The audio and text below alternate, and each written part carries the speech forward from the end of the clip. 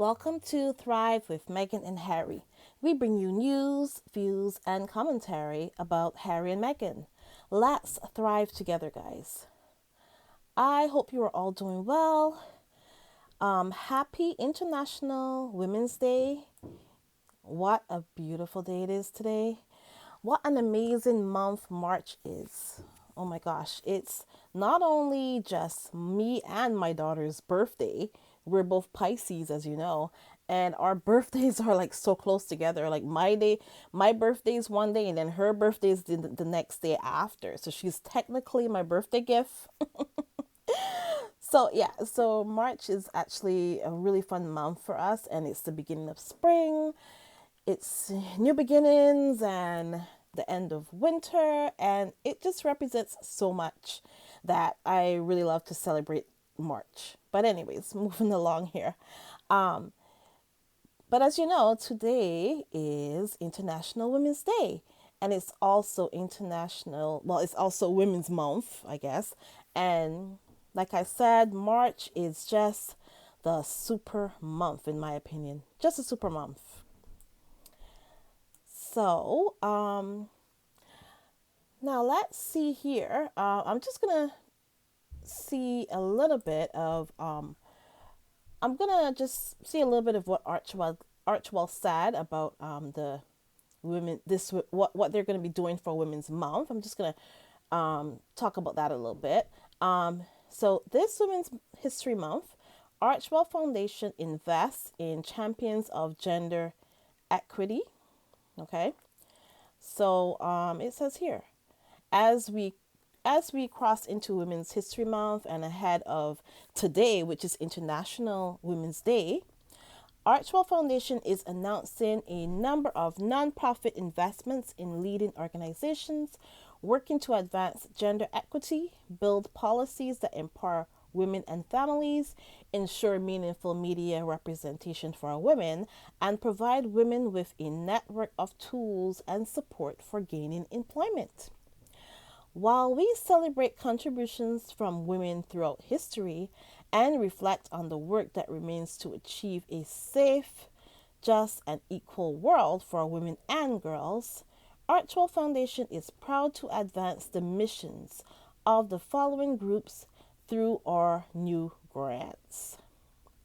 So the groups are the Center on Poverty and Inequality, Georgetown University Law Center, National Women's Law Center, the 19th, and SmartWorks. These investments are representative of the approach that the Archwell Foundation, as well as the Duke and Duchess of Sussex, have taken towards advancing racial and gender justice. Throughout her life, Meghan, the Duchess of Sussex, has worked to promote stronger communities and more equitable outcomes for families. She has met with leaders across the public and private sector to champion women's economic independence and access to paid leave, and has sought to bring a comprehensive approach to women's empowerment. Further, in her experience as a humanitarian ambassador, which took her to countries like Rwanda and India, she tackled issues ranging from clean water and food insecurity to girls' education and period poverty. Part of Archwell Foundation's core commitment is to build strong, compassionate, and equitable communities across the world. Although these grants have been announced as we recognize Women's History Month, the work they represent is relevant and vital every day of the year. So, yeah, I'm so glad that they actually highlighted the fact that, hey, Meghan has been doing this for years, okay? It's not just today or since she met Harry that Meghan has been a champion for women and girls. She has always been a champion for women and girls, okay? And she has been to Rwanda and India. And we saw video of this. There's video footage, and there's there's just a lot to show for what Meghan has done over the years. And I'm so happy that they are highlighting these. Let's never forget what Meghan did before and what Meghan will do in the future.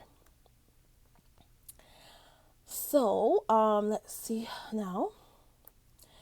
Okay, so now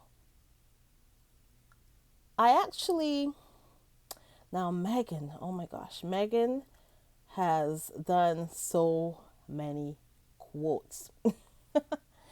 And oh my gosh, she is, in my opinion, although yeah, I just said March is a super month, Meghan is also the superwoman with the superpowers. No, I'm joking around, of course.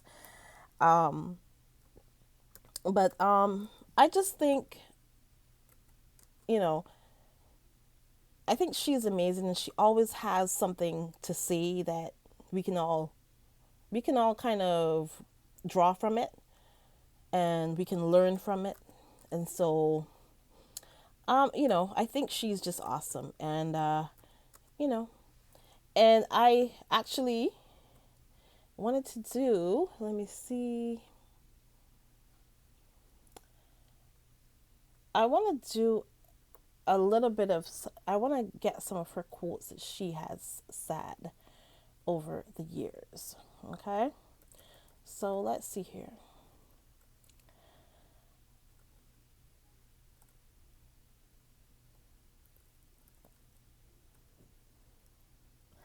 Okay, I'm here looking. Let me see here.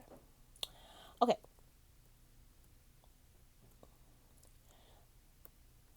So this is from Elle magazine. Okay. Okay. So some of the quotes that Meghan has said along the way, and some of them are not as some of these quotes are probably not as well known, but one of them is, "You draw from your own box. You introduce yourself as you are. You create the identity you want for yourself. I'm more than an other," basically.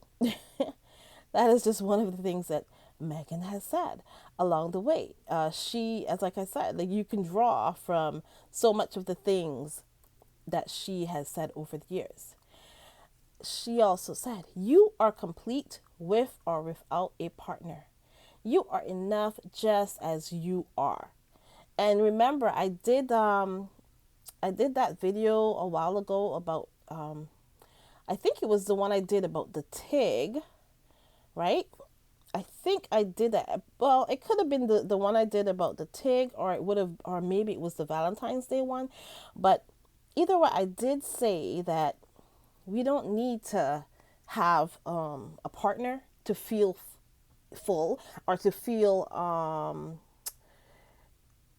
fulfilled, I should say. We can be fulfilled on our own, and we need to learn to be fulfilled on our own, so that when we do have a partner, we're whole, and we can give ourselves wholly to our partners, and vice versa. So I actually think that's actually a good thing for us, us single girls, whoever is single, and the ones who are married. We can all learn a little bit from Meghan. So moving on here, it says, "You can be a woman who wants to look good and still stand up for equality of women." So true. Meghan always comes out looking amazing. Hair is slayed, makeup slayed and done, dress slayed, or whatever she's wearing. She's always looking amazing. But she's like, hey, just because I want to look great doesn't mean that I'm dense, or that, that I don't have something to say. Like, I kind of remember, now that I see this quote here, I'm kind of remembering like a Marilyn Monroe. She's one of those. I actually really do uh I really do kind of, not, well, I would say, I don't know if look up, but I do admire Marilyn Monroe, from looking at her life and all the things she's been through and all that. And she has always, she's always said, well, you know, people look at me and they think one thing and they think I'm not, they think I'm dumb. They think I'm the dumb blonde. That's what she said.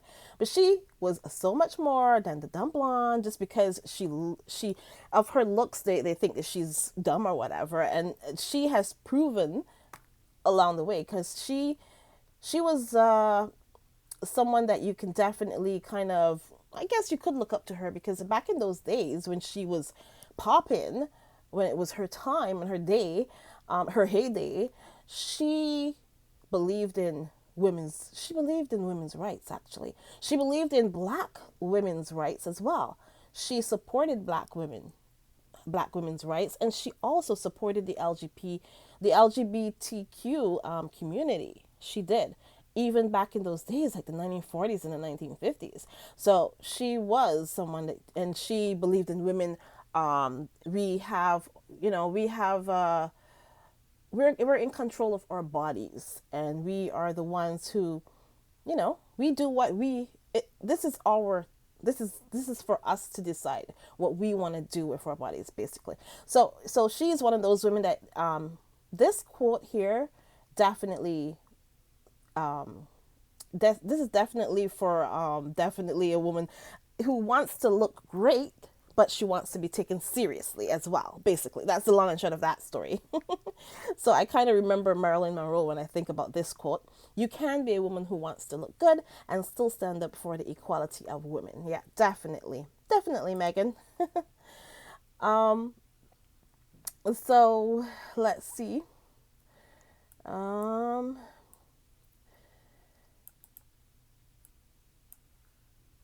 okay, let's see here.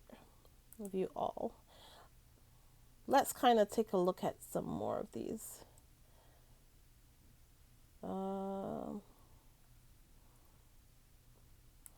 Okay, so this is, oh my gosh, this is taking a little longer. Okay, so,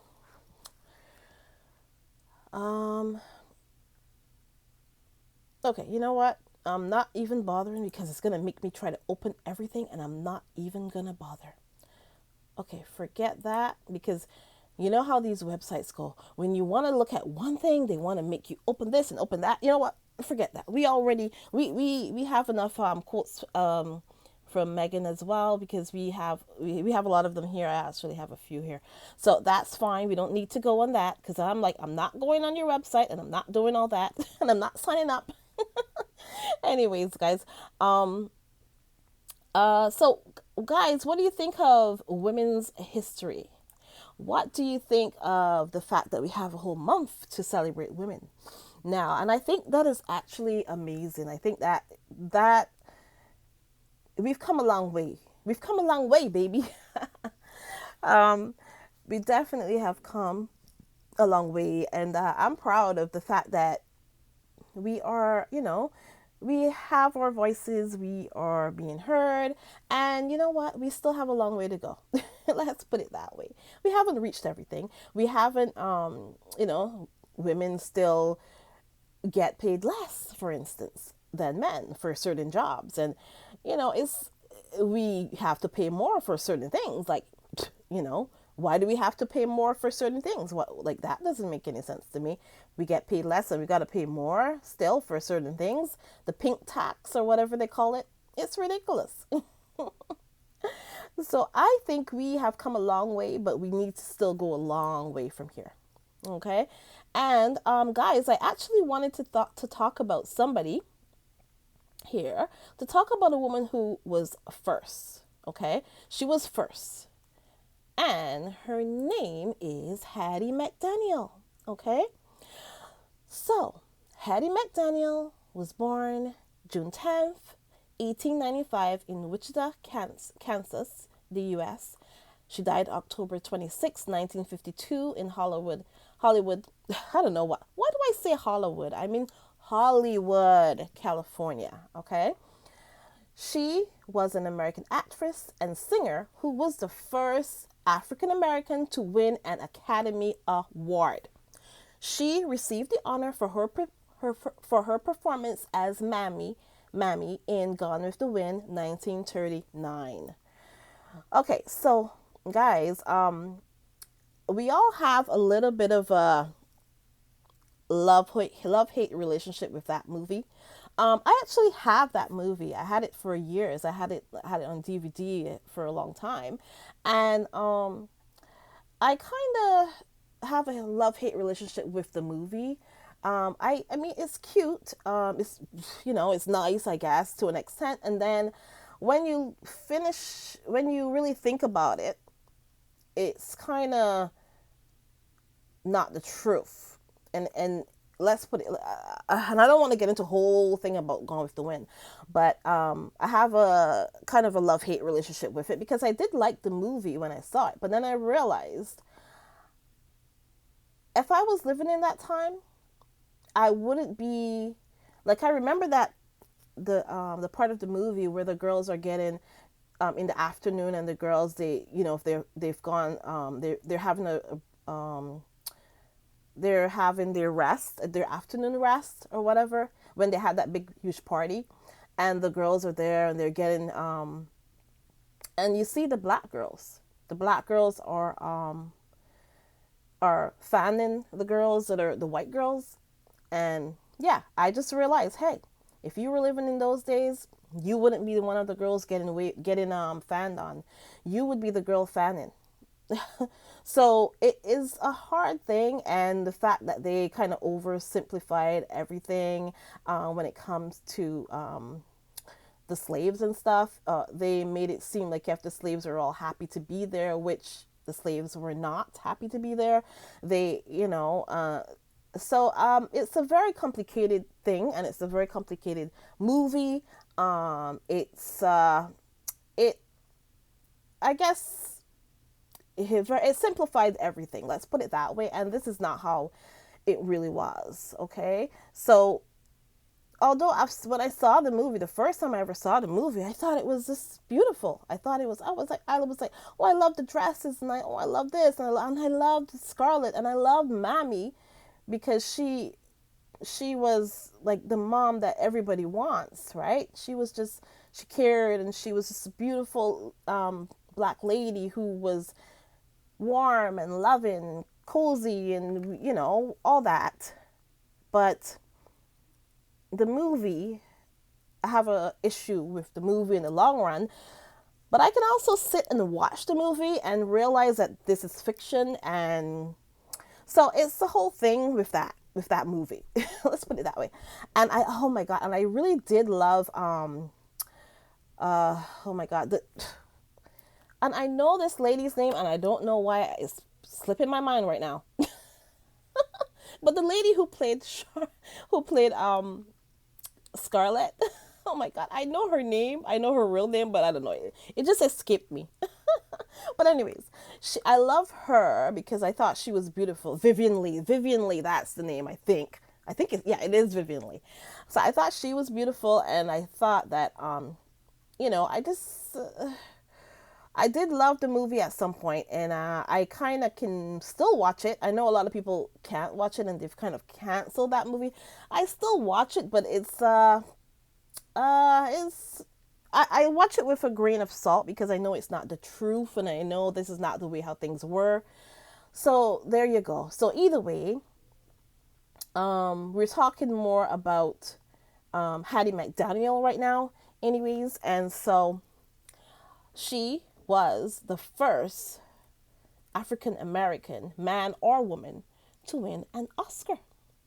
And one of the horrible things about this that happened again, that also causes me distress about this movie, is the fact that Hattie McDaniel, was not allowed to sit with her co-stars when she was nominated for that role, and when she actually won for the supporting role of Mammy. Okay? So she was not allowed to sit with her co-stars, first thing. And her co-stars were some of the actresses were Olivia de Havilland, Vivian Lee, yes, I was right, I thought Vivian Lee was so gorgeous. Um, so uh, and Clark Gable, they were all in that movie with her, and it was an award-winning movie. It was released in 1939. It was one of the best known and most successful films of all time. It's enjoyed a more than 30-year reign as the all-time Hollywood box office champion, and it won 8 Academy Awards in addition to two honorary awards based on the runaway best-selling novel Gone with the Wind by Margaret Mitchell. The movie is almost 4 hours long and includes an intermission. So yeah, um, so basically, I can watch it. I can watch things and I can kind of separate things. I know I can watch it and enjoy it, but still separate it. And I know, like I was saying, she, Hattie McDaniel, was not allowed to sit with her peers. She actually, when she accepted her award, she was somewhere completely different. I think they said that she was at a hotel somewhere else. Um, so she did accept her award, but she wasn't allowed to sit with her peers because the place was segregated. Um, so, you know, there you go. So it this that's the thing about American culture. Okay, America. You can love certain things about America, and then you can hate you realize, especially when you're black, you realize that hey, there's a lot of things that you love about American culture, but it's very very complicated because then you realize that hey, if I go back in that time, like for instance, I love to see I love the style of like the 1950s, for instance. um what I liked, there's a channel, this girl, oh my gosh, what is her name? But she's something, I don't know, I can't remember her name. You know what, I'm gonna mess her name up, so I'm not even gonna say. She has a channel, she's a black girl, she has a channel, it's all about she talks about women throughout history and beauty and all this stuff. And she, I think her name is called Karina Colloid or something. I don't know what her. I can't. And her name is kind of hard to pronounce as well. So you know what? Forget that. But either way, I love her channel. She brings in like a 1950s vibe with the hair and the makeup and she wears a nice red lip and stuff. So I kind of, and I kind of like like a like a she has that kind of style. So I kind of like that style, like a 1950s vibe, all dressed up, like how the old actresses used to all dress up. So, and just to go down the street, they'll be all dressed up. I kind of like that vibe of things, but I also look at it and think about it. If I was living in that time, how horrible it would have been. Well, you know what? I wouldn't say horrible because hey, lots of people. My ancestors lived through that time and they survived. So it, you know, and but I'm also saying, although you can look back on something with nostalgia and say it was beautiful, you also look at it and say, you know what? They had some horrible things about it as well that that happened.